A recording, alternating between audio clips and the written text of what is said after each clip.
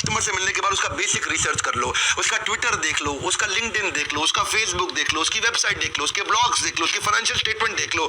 ये सब जानने से आपको उसकी नीड असेसमेंट का पता चलेगा, उसके पेन पॉइंट का पता चलेगा। रिसर्च बिफोर रीचिंग, ऐसे मत जाओ मिलने के लिए, अचानक मीटिंग पे नहीं जाते हैं। कंज्यूमर एम्पैथी बोलते हैं, इससे आपको समझ में आएगा कस्टमर को चाहिए क्या है। डिजाइन थिंकिंग, आप डिजाइन बना सकोगे उसके अपने माइंड के अंदर कि actually over a period of time इसको किस किस जर्नी में कहां क्या तकलीफें आएंगी, उन तकलीफों का डिजाइन क्रिएट करके अपने प्रोडक्ट को प्लान कर सकते हो। देखो, या तो उसकी टेक्निकल प्रॉब्लम होगी, टेक्निकल प्रॉब्लम से आप उसके ऊपर कितना पैसे का नुकसान हो रहा है, फाइनेंशियल इंपैक्ट, और उससे उसकी पर्सनल जिंदगी कितनी खराब हो रही है, उसका पर्सनल इंटरेस्ट। देखो, पेन बेस्ड सेलिंग का मतलब ये नहीं है कि आप मूव की बात करो, वॉलिनी की बात करो, झंडू बाम आयोडेक्स की बात करो। पेन बेस्ड सेलिंग का मतलब है उसके बिजनेस में, पर्सनल लाइफ में क्या पेन है जिसको आप सॉल्व कर सकते हो। Research is to see what everybody else has seen and to think what nobody else has thought.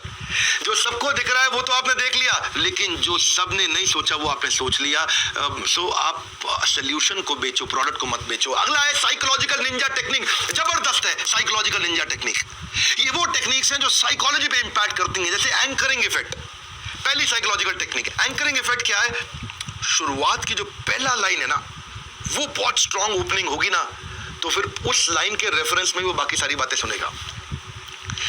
जैसे लोग क्या कहते हैं, अरे ये मशीन नहीं बेच रहा हूं आपको मैं, ये ट्रैक्टर की मशीन नहीं है, ये नोट छापने की मशीन है, इतना डीजल बचाती है कि थोड़े दिनों में फ्री हो जाएगी और एक्स्ट्रा कमा के देगी। आपने जो शुरुआत की स्टेटमेंट बोली वो बड़ी जबरदस्त होनी चाहिए, उसके बाद बाकी सारी चीजें वैसे देखिएगा। यह कंफर्मेशन बायस। कंफर्मेशन बायस क्या होता है? ये भी एक टेक्निक है कि आप वो चीज को ज्यादा एक्सेप्ट करते हो जो आपके बिलीफ से मैच करते हो। सामने वाले के बिलीफ को चेक करो और उसके साथ मैच करते हुए बोलो, तो आपको कोई दिक्कत नहीं आएगी बेचने में। ऐसे ही राइमिंग इफेक्ट का भी एक बायस होता है। मिलता जुलता स्टेटमेंट हो ना, है ना, राइमिंग, आप मेरे कई वीडियोस में देख चुके होंगे, तो वो सामने वाले को पता नहीं ऐसी सच लगने लग जाता है। हाँ, लाइफ बॉय है जहां, तंदुरुस्ती है वहां, ऐसे कोई राइमिंग अगर बात हो ना तो लोग जल्दी उसको याद रखते हैं क्योंकि उसका रिकॉल ज्यादा होता है। एक है पीक एंड रूल। जब मीटिंग खत्म करके उठने लगो तो एकदम पीक पे खत्म करना, इतना एनर्जी के साथ खत्म करना, हाई पॉइंट पे खत्म करना। रीसेंसी बायस रहता है सामने वाले का कि रिसेंटली उसने जो बात सुनी सबसे अच्छी, वो उसको याद रह जाती है। ऐसे ही एक है loss aversion.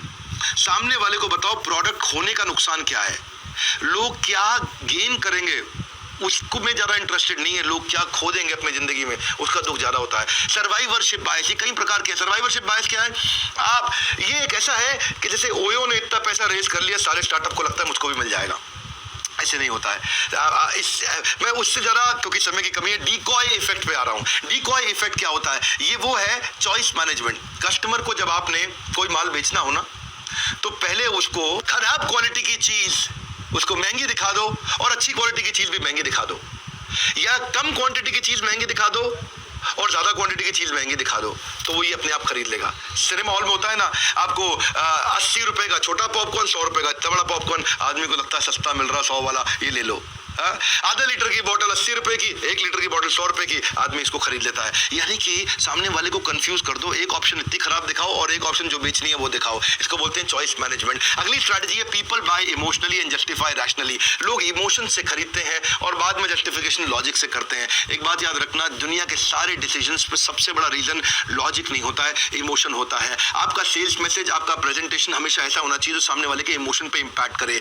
Grid, fear, humanity, envy, pride, shame, ये सब बड़े स्ट्रॉन्ग इमोशंस हैं। सारे के सारे थीम, सारे बड़े ब्रांड्स यही करते हैं। जैसे माउंटेन ड्यू थ्रिल का इमोशन देता है, डर के आगे जीत है। एमसील, एक टपकती बूंद आपकी जिंदगी बदल सकती है, उसको बोलते हैं फियर ऑफ मिसिंग आउट। भैया ये निकल गया तो दिक्कत। ऐसे ही मास्टर कार्ड, सर्फ एक्सेल, दाग अच्छे, ये सब क्या है, बड़े स्ट्रॉन्ग इमोशंस की कहीं ना कहीं बात करते हैं। People don't buy for logical reason, they buy for emotional reason. याद रखिएगा इस पॉइंट को। एक सोल सेटिस्फाइंग इमोशन मिल जाए, उसको दर्जनों लॉजिकल फैक्ट इग्नोर कर देगा, एक सोल सेटिस्फाइंग इमोशनल रीजन मिल जाए सामने वाले को। अगला है assign top representative to high value territories. ये बहुत इंपॉर्टेंट है। ज्यादातर लोग गलती क्या करते हैं, जिस जगह पे धंधा नहीं चल रहा वहां पे सबसे अच्छे आदमी को भेज देते हैं। जिस मार्केट में, जिस टेरिटरी में, जिस डिस्ट्रीब्यूटर के पास, जिस रिटेलर के पास, जिस कस्टमर के पास माल नहीं बिक रहा, वहां सबसे अच्छे आदमी को भेज देते हैं। बिल्कुल गलत तरीका है। सबसे अच्छे कस्टमर के पास सबसे अच्छा आदमी लगाना चाहिए, क्योंकि फिर वो और नर्चर होकर और ज्यादा बड़ा हो जाता है। जिस टेरिटरी पे आपका माल सबसे अच्छा बिक रहा है वहां सबसे ज्यादा आदमी लगाइए। एक बात बताएं, हार्ट का ऑपरेशन करना है वो क्रिटिकल चीज है, उसको रामू काका से नहीं करवाओगे, उसको सबसे अच्छे डॉक्टर से कराओगे। जहां सबसे बड़ी ग्रोथ आती है वहां सबसे इंपॉर्टेंट आदमी लगाना चाहिए। इसको बोलते हैं परेटो प्रिंसिपल। आपके 20% क्लाइंट आपको 80% रेवेन्यू देते हैं। तो यानी कि उस 20% क्लाइंट पर सबसे अच्छी मैन पावर लगाओ। बहुत लोग गलती कर जाते हैं, जिस मार्केट में धंधा हो ही नहीं रहा वहां सबसे ज्यादा इंटेलिजेंट आदमी लगा दिया, भाई तू निकाल के ला यहां से। ना ना ना ना, हल्के आदमी से धीरे धीरे शुरू कराओ, जब वहां ग्रो करे तो और इंटेलिजेंट आदमी लगा दो। जितना ज्यादा क्रिटिकल एरिया है उतनी ज्यादा केपेबल मैन पावर आपको चाहिए, इसको याद रखिएगा। एनालिटिकल आदमी लगाओ जो रैपो बिल्ड कर सके जाके कस्टमर से। मेरी भी कुछ मार्केट ऐसी है जहां पे मेरा बिजनेस बहुत ज्यादा ग्रो करता है, मैं वहां और इंटेलिजेंट लोग लगा दिए, नर्चर करते हैं वो जाके क्लाइंट्स को, डिसीजन मेकर को। उसके पास पोटेंशियल परफॉर्मेंस स्किल विल होना चाहिए, तभी उसको केपेबल मैन पावर माना जाएगा। अगली स्ट्रेटजी जैब जैब जैब हुक, इसको बोलते हैं गिव क्यूब आस्क। क्या मतलब हुआ जैब जैब जैब का? मतलब हुआ एक वो बॉक्सर के ऊपर किताब लिखी थी जिल रोले ने।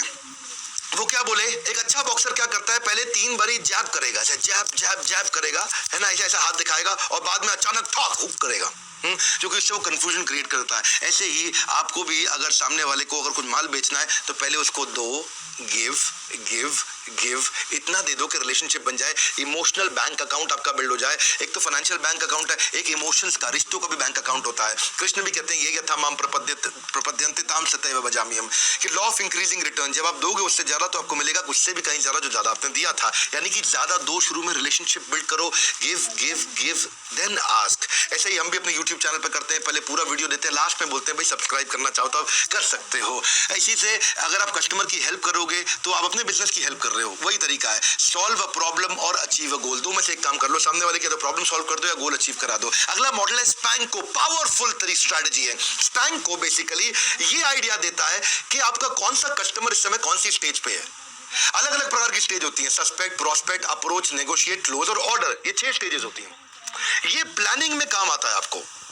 आप अपने सीआरएम में या एक्सेल में हमेशा सेव करके रखिए, एक्सेल का जमाना हो गया, आप तो सीआरएम लोग लगा के रखते हैं, और उसमें सेव करके रखिए कि सस्पेक्ट और प्रोस्पेक्ट का मतलब है, सस्पेक्ट मतलब है इतने सारे लोगों की लिस्ट बनाओ, प्रोस्पेक्ट का मतलब इतने लोगों से आप मिलने गए, अप्रोच का मतलब उनसे मीटिंग हो गया, नेगोशिएट का मतलब है नेगोशिएशन चल रही है। तो कुछ कस्टमर आपके अप्रोच की स्टेज पे होंगे, वो नेगोशिएशन और प्रपोजल की बात नहीं कर रहे, कुछ नेगोशिएशन की स्टेज पे हैं, माल नहीं खरीद रहे, कुछ क्लोज तो कर दिया, हाँ जी दे दूंगा, लेकिन फाइनल ऑर्डर नहीं दे रहे हैं, और कुछ ऐसे हैं कि जी आप उनसे मिलने गए लेकिन वो मीटिंग ही नहीं दे रहे आपको। तो हर एक का अलग अलग आप बकेट कर दो, पूरी सेल्स फनल को बकेट कर दो। ये आपकी कम्युनिकेशन स्ट्रैटेजी बनाने में मदद करेगा कि प्रोस्पेक्ट वालों से मैं इस तरह बात करूंगा, अप्रोच वालों से मैं इस तरह बात करूंगा, जिससे मैं नेगोशिएशन कर रहा हूं उनको मैं ये भेजूंगा, जो क्लोजिंग पे आ गया उनके साथ ये करूंगा, जिसने ऑर्डर दे दिया उनसे रेफरेंस मांग लूंगा, और रेफरेंस दो भैया तुमने खरीदा, तुमको फायदा हुआ, अब मैं दूसरों को भी भेजूं। 16वीं स्ट्रैटेजी, रिन्यू ओल्ड रिलेशनशिप। एक बात